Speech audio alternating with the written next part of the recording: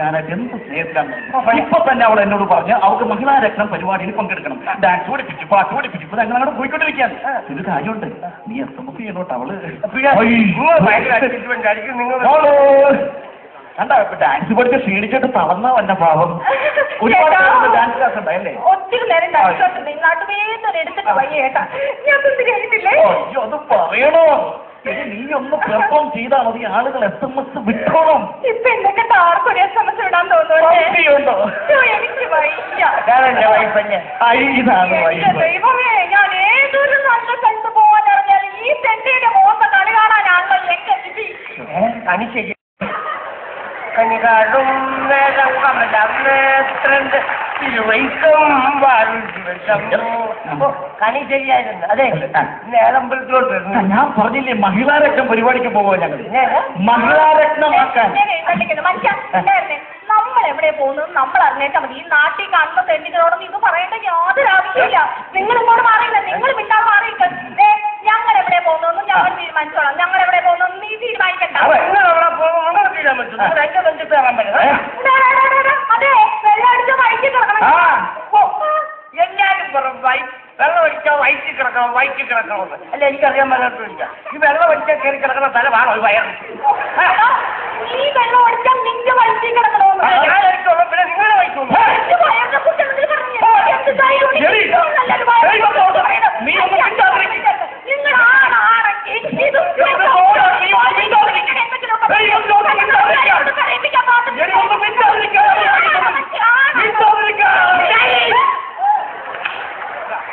പറയേണ്ട സ്ഥാനം, പറയേണ്ട രീതി പറയാൻ ഏത് ശക്തി മുൻപടി.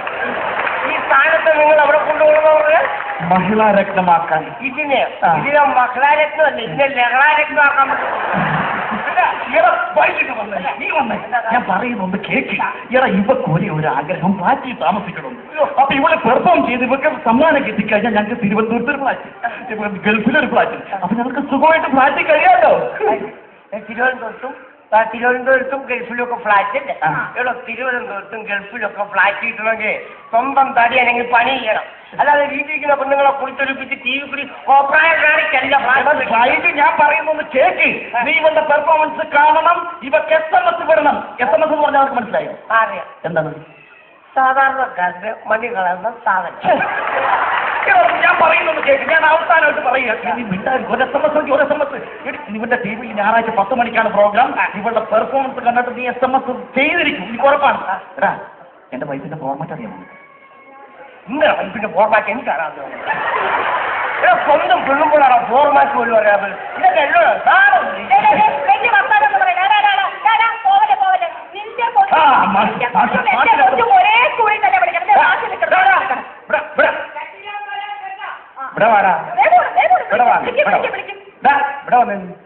പിന്നെ എത്ര നാളെയാണ് ഞാൻ സ്കൂളിലോട്ടൊന്ന് വരാൻ പറഞ്ഞിട്ട്? അതെ, മാഷ് വന്ന് കണ്ടില്ല. നീ കാണൂല. എത്ര നാളായി നിന്നോട് സ്കൂളിലോട്ട് വരാൻ പറഞ്ഞിട്ട്? ഞാൻ പുറത്തുനിന്നിട്ട് കുറവാണ്. നിന്നെ പഠിക്കാനല്ല, എടാ നിന്റെ പിള്ളേരുടെ ശല്യം സഹിക്കാൻ പറ്റാൻ നിന്നോട് വരാൻ പറഞ്ഞു. ആണോ? എന്റെ പിള്ളേരുടെ ശല്യം കാരണം ഞാൻ അങ്ങോട്ട് പറഞ്ഞിട്ടു. പിന്നെ അതുപോലെ എന്നെ ശല്യം ചെയ്യാം. എന്ത് പിള്ളേരാണ്? എന്ത് പിള്ളേരാ? അത് അവനെ പിടിക്കണല്ലോ അവന്റെ പിള്ളേരാ.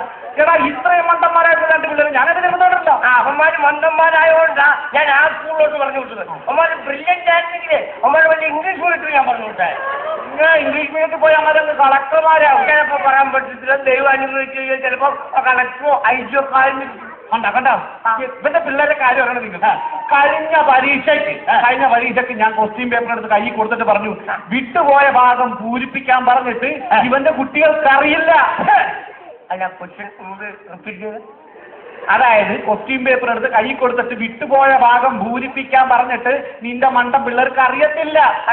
നിങ്ങൾ എവിടെ ക്വസ്റ്റ്യൻ പേപ്പർ അടിക്കാവോ? അത് സർക്കാർ വെച്ചിട്ട് ഞങ്ങൾ പിള്ളേർ കൊടുക്കല്ലേ? ആണോ? അപ്പൊ സർക്കാരിനോട് പറയണം വിട്ടുപോയ ഭാഗം പൂരിപ്പിക്കാൻ. അല്ല, എന്റെ മക്കളല്ല സർക്കാർ വിട്ടത് പൂരിപ്പിക്കില്ല. സർക്കാർ വിട്ടിയതല്ലേ 8 പിള്ളേർക്ക് കടക്കാൻ പോലെ. കേട്ടാ അത് പറഞ്ഞാൽ കേട്ടാ. കഴിഞ്ഞ പരീക്ഷയ്ക്ക് ഇതിന്റെ പിള്ളേരെ മാർക്കറിയോ? ഇവന്റെ പിള്ളേർ കെമിസ്ട്രിക്ക് 1, ബയോളജിക്ക് 3, മാത്സിന് 2. ഈ ബയോളജിക്കും കെമിസ്ട്രിക്കും മാത്തമാറ്റിക്സിനും റോബർട്ടിനും ഗിൽബർട്ടിനും ഒക്കെ എന്ത് കിട്ടുന്ന എനിക്കറിയണ്ട. എന്റെ മോൾ സുമേഷ് അവനെന്ത് കിട്ടുന്ന ഈ മറ്റുള്ള പിള്ളേരുടെ കാര്യം എന്നെ വിളിച്ച് പറയണേ. കെമിസ്ട്രിയുടെ കാര്യം കെമിസ്ട്രി അച്ഛനെ വിളിച്ച് പറയണം. അല്ല എന്നെ വിളിച്ചല്ലേ കെമിസ്ട്രിക്ക് അച്ഛനും അമ്മയില്ല. കെമിസ്ട്രിക്ക് അച്ഛനും അമ്മയില്ലെന്ന് മാറ്റൊന്നും പറയണ്ട. മാറ്റം ഒറ്റൊട്ടക്കാരൻ എന്റെ പോയിട്ട് ഒരു വർഷം പോലെ ഞാൻ എന്ത് ചെയ്ത്? മാറ്റം എന്റെ പോയി തോപ്പിട്ടെങ്കിൽ കണക്കായി പോയി. നിന്റെ പിള്ളേർക്ക് കണക്കൊരു വക അറിയില്ല. അങ്ങനെ സംസാരിച്ച് വലിയ ഒമ്പത്താളായി പോയില്ലേ. ഞാൻ കണക്ക് കൂട്ടി ഉത്തരം പറഞ്ഞത്. ഈ എന്ത് കണക്കാ ചോദിച്ചത്? ഞാൻ ചോദിച്ചു മോനെ ഒരു ക്വാർട്ടറിന് 35, ഒരു പൈന്റിന് 70. അങ്ങനെയാണ് 2 ക്വാർട്ടർ പ്ലസ് ഒരു പൈന്റ് കോമ്പറിയുടെ 140. അത് കണക്കല്ല. ഈ മദ്യത്തിന്റെ കണക്കാണോടാ കണക്ക്? ഈ മദ്യത്തിന്റെ എന്നെ കണക്കില്ല. മദ്യത്തിന്റെ കാര്യം പറയുമ്പോൾ മാറ്റിന് ഇത്ര പുച്ഛമില്ല. എടാ അതല്ല ഞാൻ പഠിപ്പിക്കുന്ന കണക്കിന്റെ കാര്യമാണ് പറഞ്ഞത്. അതായത് ഞാനൊരു ചാക്കിൽ 25 തേങ്ങ എടുത്തു വെച്ചു. അതിൽ 10 എണ്ണം ഞാൻ ലക്ഷ്മിക്കുട്ടിക്ക് കൊടുത്തു, 5 എണ്ണം ഞാൻ കല്യാണിക്കുട്ടിക്ക് കൊടുത്തു, വീണ്ടും 5 എണ്ണം ഞാൻ ജാനകിക്കുട്ടിക്ക് കൊടുത്തു. ബാക്കി ചാക്കിൽ എത്ര തേങ്ങയുണ്ടെന്ന് പറഞ്ഞിട്ട് അവന്മാർക്ക് അറിയില്ല. ഈ ചാക്കിനകത്ത് തേങ്ങ കെട്ടിവെച്ചാരാ? ഞാൻ. അതിന് 5 തേങ്ങ എടുത്ത് ലക്ഷ്മിക്കുട്ടിക്ക് കൊടുത്താരാ? ഞാൻ. അതിന് 5 തേങ്ങ ജാതക്കുട്ടിക്ക് കൊടുത്താരാ? ഞാൻ. അപ്പൊ നിങ്ങളെ തേങ്ങ എടുത്ത് കണ്ട പെണ്ണുങ്ങൾക്ക് കൊടുത്തത് എന്റെ മോളിൽ വെച്ചിട്ട് കേട്ടോ. നിങ്ങളെ തോന്നാത്ത കുട്ടികൾക്കല്ല എന്റെ മോളെ പുളി കൊടുക്കും. എന്റെ നടപ്പോക്കില്ല. എന്റെ പിള്ളേരെ ഇഷ്ടമല്ലെങ്കിൽ അത് പറയാം. നിങ്ങൾക്കുണ്ടല്ലോ എന്റെ പിള്ളേരോട് ഈഗോ ഒന്നുമില്ല ചുമ്മാ. ഇവനോട് പറഞ്ഞിരുന്നിട്ട് കാര്യമില്ല. അവനോട് പറഞ്ഞിട്ട് കാര്യമില്ല. വിദ്യാഭ്യാസമില്ല. എനിക്ക് നല്ല വിദ്യാഭ്യാസം ജോലിപ്പിക്കാനുള്ള മനസ്സിലായി. നിനക്ക് എന്തുണ്ടോ? ഞാൻ BS വരെ പോയാ. BS 8 B. എടാ 8 B ആണോടാ BS? ഈ 8 B തിരിച്ചിരുന്നത് ഈ B8. എടാ ഞാൻ പറയുന്നത് അച്ചടക്കത്തിന് അവാർഡ് കിട്ടിയ സ്കൂളാണ് നാട്ടു പഠിപ്പിക്കുന്ന സ്കൂൾ.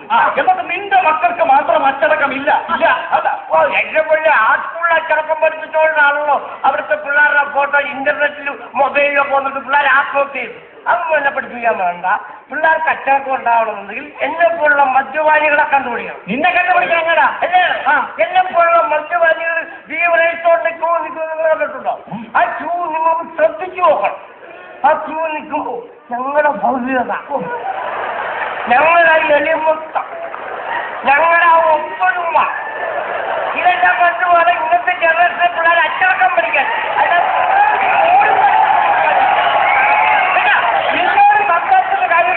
നിന്നോട് സംസാരിച്ചിട്ട് എടാ തന്തമാര് നന്നായാലേ പിള്ളേര് നന്നാവുള്ളൂ. തന്തമാര് നന്നായാലേ പിള്ളേര് നന്നാവുള്ളൂ. എനിക്കിപ്പോ ഇത്ര നന്നാകാൻ പറ്റുള്ളൂ. നിങ്ങൾ ഇഷ്ടം പോലെ എന്റെ പിള്ളേരെന്താ ചെയ്യുന്നത്? നിന്നോട് സംസാരിക്കാൻ നേരില്ല. മാഷേ എങ്ങോട്ടാണ് മാഷേ? ഞാനൊന്ന് പോലീസ് സ്റ്റേഷൻ വരെ പോവാം. Police station? മാഷേ അത് എത്തിയിലൊന്ന് കാണണം. ഓ സ്കൂളിന്റെ ആനിവേഴ്സറി കിടത്തുന്നുണ്ടോ? അതല്ല എന്റെ മൂത്ത കൊണ്ടൊരു സൈക്കിൾ കെട്ടുന്നവരോടെ പോലീസ് സ്റ്റേഷനിൽ പിടിച്ചു വെച്ചേക്കാം. അവനൊന്ന് ജാമ്യത്തിൽ വെക്കണം. എനിക്ക് മനസ്സിലായി. എനിക്ക് എന്ത് മനസ്സിലായി? തന്തമാര് നന്നായാലേ മക്കൾ നന്നാക്കുള്ളൂ. അവൻ മദ്യത്തിന്റെ പുറത്ത് അടിക്കരുത്.